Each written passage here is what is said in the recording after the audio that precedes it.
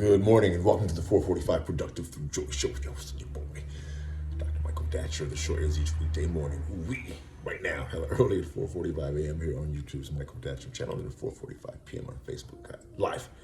Guys, today we're talking about a prosperity consciousness. Having an attitude of what we call a consciousness of prosperity. At times we call it abundance, but I wanted to focus on prosperity today because that's more aligned with basically wealth, financial prosperity. At times people don't feel, including me, certainly those in the activist communities, I don't always feel comfortable talking about money, cash money, and prosperity because in part because of the history of people with lots of money doing a lot of bad things, at least to black folk, making black folk actually property. So we have a very complicated history typically with prosperity, money, wealth, and a prosperity consciousness. So I want to just address that, say that out loud, and address that directly. So thanks for being here. Let's dive right into the topic. So guys, we're talking today about prosperity consciousness. And point one is that it's okay to recognize that you have mixed feelings about money, about wealth creation, about being rich, to put it in this most vulgar terms. Because, there has been a tremendous history of people who have been rich, who have done many heinous things, especially as it relates to black people. As we know, if you have even a cursory knowledge of American history, American wealth, America built its wealth on the slave trade, on having essentially labor to drive the agricultural labor force in the South, cotton in particular, which really helped to make America a superpower. And so we were used as a kind of wealth. So white folks stored their dreams in black bodies. So think about that. That's such an incredible thing to say, that white people stored their dreams in black bodies. My goodness. And extracted wealth from our bodies. Anyway, that's what we have. Oftentimes black people have and other people too, but I'm just speaking about me right now, black people. Sidebar, I do these shows because the topic of each show is essentially based upon what I'm kind of reading, thinking through, and going on in my own life. So I'm just sharing with the world, and knowing that other people probably have these ideas and challenges as well. So anyway, so at times we don't really feel comfortable thinking about money or talking about money or having what we call a wealth or a prosperity consciousness. So sort of attack that directly and say it's okay to feel that way, man. There are good reasons for that. But point two is that, okay, well, after you've thought about that and dealt spent some time dealing with that particular idea, the question is, now what? Okay, so you've had this mixed feeling, okay, which is fine, but the question is, then what are you going to do? Are you going to decide, okay, well, because I have these mixed feelings about creating wealth, I'm not going to create wealth? Or are you going to say, well, I'm going to create wealth and do it in such a way that is distinct or separate from the ways in which folks who've created wealth on the backs of black people or through the blood and bodies of black people, and find a way to create wealth that can be beneficial to, of course, our own communities, but also to the world at large. So, which is point two.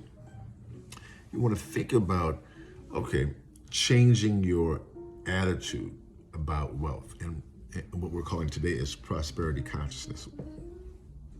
Thinking about the idea that I can use wealth, I can use prosperity to support organizations, people, countries that I want to support, organizations who are involved in justice. For me, Black Lives Matter, various types of organizations that support women, orgs that support justice, anti-poverty programs, legal programs. I mean, so many things are happening in the world, on the planet right now.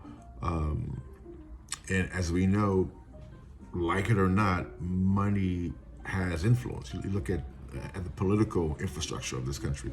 I am all for taking money out of politics, but until that happens, we have to find a way to be in this game, because now across the country, as we know, the Republicans, which has really become the white supremacist party, because about 90% of Republicans are white, broadly, are literally state by state instituting a systematic structure building campaign to implement minority, meaning not majority rule, through vote suppression, out and out, just having the ability to change the will of the people by giving the legislator the power to overturn a vote. I mean, this is intense.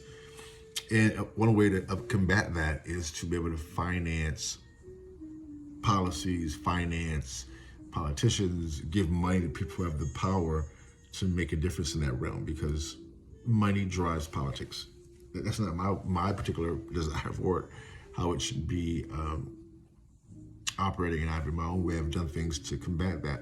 And until it happens, we could, I guess, sit on the sideline and let the Republican Party institute apartheid-level minority rule, or we can do something about it. So I'm just saying, for those of us involved in politics and in culture and social political work, money, wealth, gives you influence in that particular realm as well. So it's having a prosperity consciousness. A part of it is deciding what you could do with prosperity, how you could have a more beneficial impact on the world, which goes into point 3, that it's about going out and making the money, right? It's great to have that prosperity consciousness, but doing the work, and that's the challenging part. We can have these ideas, which I'm right now supporting, so I believe in them. But it's also work. It's deciding, getting a plan, and working your plan. Really determining, I need to get out and not just make survival money, pay my mortgage and car notes and whatnot, but to accrue enough financial power, because money is power, certainly in America, that I can implement some of these justice-oriented programs or support organizations financially that are engaged in activist work, for example, that I support. I mean, that's really important. Someone's got to finance the dream. I'm looking at that as one of my roles. I do other things as well, but I'm looking to be able to finance the justice dream. That's an absolute goal of mine, right? And everyone's not going to be able to do that, but I know some of us can. Some of us have that consciousness already, like, okay, you've noticed that the people who have money, who have lots of it, tend to have an outsized impact on how the world is ran. Unfortunately, most of those people are not for the justice and support of Black and brown people, or those who are dispossessed. Those are the realities. So we need folks who are like me, like us, to be about accruing wealth, that we may be able to also have an outsized impact and counteract the complete white supremacy happening across the country. I mean, it's been here obviously for a long time, but in my lifetime, I haven't seen such an bold, outlandish articulation of a white supremacist power. It's scary. I mean, it's actually frightening. I mean, so we need all hands on deck right now.